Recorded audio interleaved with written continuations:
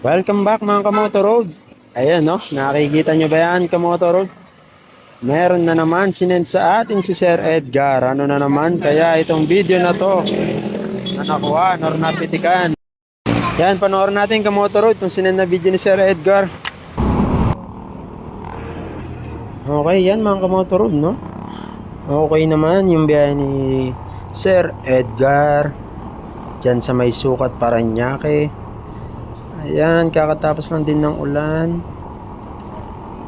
Yan Kamoto Road, no? Yung last time natin na naging vlog natin, yung episode 10, kung gaano kadulas yan, yung asfalto na yung pagkaganyan kabasa. Okay, yan si Kuya nakabike Kamoto Road.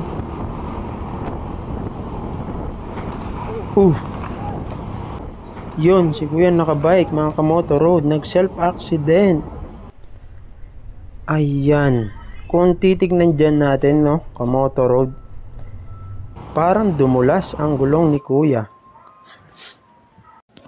Yun, nakita nyo, Kamoto Road, no, kung gaano kadelikado yung asfalto. Tulad dun sa episode 10 ko na vlog, nabanggit ko dun, Kamoto Road, kung gaano kadelikado yung asfalto, lalo na pagbasa, lalo na pag may lubak na hindi natin nakita or may butas, no. So yun, kung papansinin nyo Kamoto Road, as in, mag-isa na lang si Kuya. Pero tignan mo yung accident or disgrasya na natamo niya. Siya na lang mag-isa, no. Nakuha pa niya sumemplang. So, ingat tayo Kamoto Road. Kamoto Road, para sa mga may rides ngayong long weekend. Ang haba ng walang pasok Kamoto Road. Today is Friday and happy weekend sa inyo Kamoto Road. At sana nasa maayos kayong kalagayan ngayon.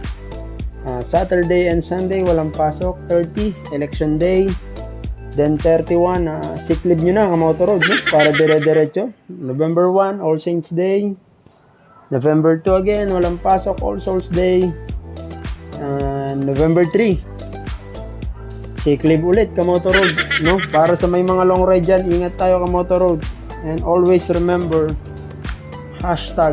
#share the road.